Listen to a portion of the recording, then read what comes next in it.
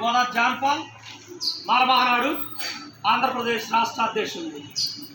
ఈరోజు పల్నాడు జిల్లా గురిజాల నియోజకవర్గం పిడుగురాళ్ళ పట్టణంలో ఎస్టీ కాలనీ, గాంధీనగరం, ఆదర్శ కాలనీ పలు ప్రాంతాల్లో నేటికి స్వతంత్రం వచ్చి దశాబ్దాలు గడుస్తున్నా ఉండటానికి సెంటు భూమి లేదని, సరైనటువంటి ఒకవేళ ఒక చోట ఉంటే సరైనటువంటి మౌలిక వసతులు లేవని ఎన్ని ప్రభుత్వాలు మారినా ఈ రాష్ట్రంలో పేదలకి సెంటున్నర భూమి ఇవ్వడానికి కూడా ఈరోజు నోచుకోలేని పరిస్థితుల్లో ఈరోజు దళిత బడుగు బలహీన వర్గాలు ఉన్నారు. గత ప్రభుత్వంలో కులం చూడను, పార్టీ చూడను, మతం చూడను అని చెప్పినటువంటి గత ప్రభుత్వం, కానీ ఆ ప్రభుత్వంలో కూడా వందల వేల కోట్ల రూపాయలతోటి ప్రజాధనాన్ని ఖర్చు పెట్టి జగనన్న కాలనీల పేరిట ఏర్పాటు చేసినటువంటి ఏదైతే స్థలాలు ఉన్నాయో అక్కడ కూడా ఇచ్చే సెంటున్నరలో కూడా ఇక్కడ ఉండబడినటువంటి పేదలకి స్థలం ఇచ్చేటటువంటి పరిస్థితి లేదు.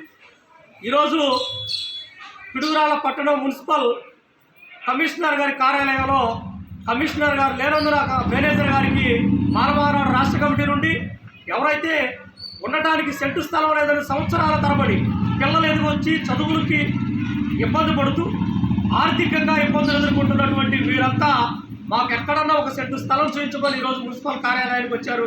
మాలమహానాడు రాష్ట్ర కమిటీ నుండి మేము విన్నవించాం. అలాగే రాష్ట్ర వ్యాప్తంగా మాలమహానాడు రాష్ట్ర కమిటీ ఏదైతే కోట్ల రూపాయలు ఖర్చు పెట్టి జగనన్న కాలనీల పేరిట ప్రజాధనాన్ని, ప్రభుత్వ ధనాన్ని దుర్వినియోగం చేస్తూ ఇచ్చినటువంటి జగనన్న కాలనీలకి గత ముఖ్యమంత్రి జగనన్న కాలనీ అని ఏదైతే నామకరణం చేశారో ఆ నామకరణాన్ని తీసేసి ఈ దేశంలో సమసమానత్వంగా అందరికీ తినడానికి తిండి, ఒంటి మీద బట్ట, ఉండటానికి గూడు కావాలని చెప్పినటువంటి ఈ దేశానికి మహోన్నతమైన రాజ్యాంగం రాసిన డాక్టర్ బాబాసాహెబ్ అంబేద్కర్ గారి పేరుని డాక్టర్ బిఆర్ అంబేద్కర్ నామకరణంగా జగనన్న కాలనీకి ఏర్పాటు చేయాలని రాష్ట్ర వ్యాప్తంగా ఉండబడినటువంటి ప్రతి జిల్లా కార్యాలయాల్లో మాలమహానాడు రాష్ట్ర కమిటీ అర్జీ ఇస్తూ ఉంది. అలాగే మున్సిపల్ కార్యాలయాల్లో రెవెన్యూ అధికారులు కూడా ఇస్తా ఉన్నారు. ఇది ప్రభుత్వాన్ని పంపాలని మాలమహానాడు రాష్ట్ర కమిటీ నుండి ప్రభుత్వాన్ని డిమాండ్ చేస్తూ ఉన్నాం.